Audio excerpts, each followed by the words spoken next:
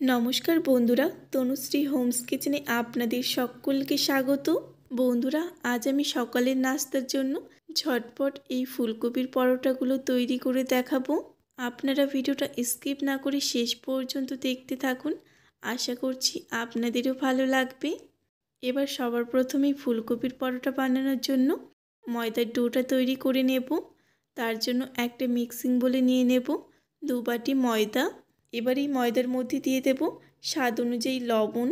তারপর ভালোভাবে লবণটা এই ময়দার সঙ্গে মিশিয়ে নেব। এখন আমি এই ময়দার মধ্যে অল্প অল্প করে নর্মাল জল দিয়ে একটা ডো তৈরি করে নেব। ময়দার এই ডোটা কিছুক্ষণ মেখে নেওয়ার পরে এখন এই ময়দার ডোয়ের মধ্যে আমি দিয়ে দেব 1 চামচ সাদা তেল। তারপর তেল দিয়ে আবারও এই ডোটাকে কিছুক্ষণ মেখে নিতে হবে। আবারও কিছুক্ষণ ডোটাকে মেখে নেওয়ার পরে এখন পরোটা বানানোর জন্য এই ডোটা আমার তৈরি হয়ে গেছে। এবার এই ডোটাকে আমি রেস্টে রেখে দেব 20 মিনিটের জন্য। আর এদিকে ফুলকপির পুরটা তৈরি করার জন্য আমি এখানে পরিমাণ অনুযায়ী ফুলকপি নিয়েছি। এবার আমি এখানে একটা গ্রেটার নিচ্ছি।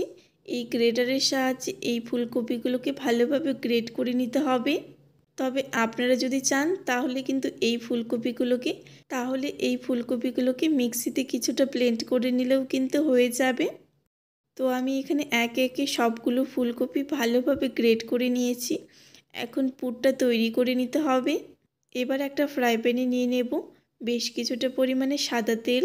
এবার তেলের মধ্যে দিয়ে দেব সামান্য পরিমাণে কিছুটা সাদা জিরে, আর দিয়ে দেব 1 চামচ গ্রেট করে নেওয়া আদা, আর দিয়ে দেব কাঁচা লঙ্কা কুচি। এখন এই সমস্ত উপকরণ কিছুক্ষণ ভালোভাবে ভেজে নেব। এখন আদা ও কাঁচা লঙ্কা ভালোভাবে ভেজে নেওয়া হয়ে গেছে। এবার আমি এর মধ্যে গ্রেট করে নেওয়া ফুলকপিগুলো দিয়ে দেব। তারপর 1 থেকে 2 মিনিটের মতো সময় নিয়ে এই ফুলকপিটাকে প্রথমে কিছুক্ষণ ভেজে নেব। আমি প্রায় 2 মিনিটের মতো সময় নিয়ে এই ফুলকপিটাকে প্রথমে কিছুক্ষণ ভেজে নিয়েছি। এবার এই ফুলকপির মধ্যে দিয়ে দেব স্বাদ অনুযায়ী লবণ, সামান্য পরিমাণে হলুদ গুঁড়ো, দিয়ে দেব 1/2 চামচ ভাজা জিরে গুঁড়ো, আর দিয়ে দেব সামান্য পরিমাণে একটু লঙ্কার গুঁড়ো। এবার এই মশলার সঙ্গে ভালোভাবে ফুলকপিটাকে নেড়েচেড়ে মিশিয়ে নিয়ে কিছুক্ষণ ভালোভাবে রান্না করে নেব।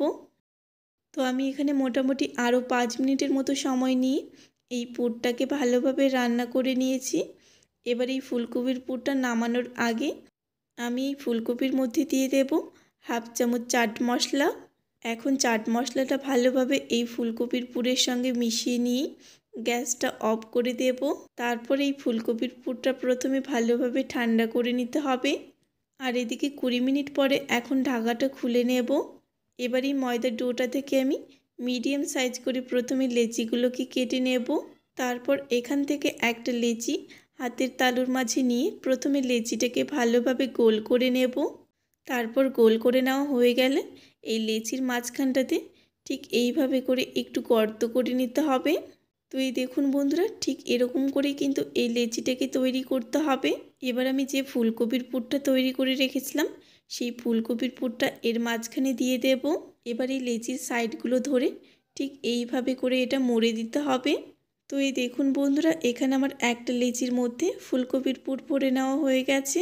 এবার এই লেচিটাকে একটা চাটুর উপরে নিয়ে নেব। তারপর শুকনো ময়দা দিয়ে এই লেচিটাকে কোট করে নিতে হবে। এবার এই লেচিটাকে হালকা হাতে ভালোভাবে বেলে নিতে হবে। তো এখানে আমার ফুলকপির পরোটাটা ভালোভাবে বেলে নেওয়া হয়ে গেছে। এবার এই পরোটাটা একটা গরম তাওয়ার উপরে দিয়ে দেব। তারপর এই পরোটাটার একটা সাইড হালকা করে ভেজে নেওয়া হয়ে গেলে পরের সাইডে উল্টে দেব। তো কিছুক্ষণ পর পর উল্টে পাল্টে আমি এই ফুলকপির পরোটাটার দুটো সাইডই ভালোভাবে ভেজে নিয়েছি। এবার এই ফুলকপির পরোটার ওপরে দিয়ে দেব 1 চামচ সাদা তেল।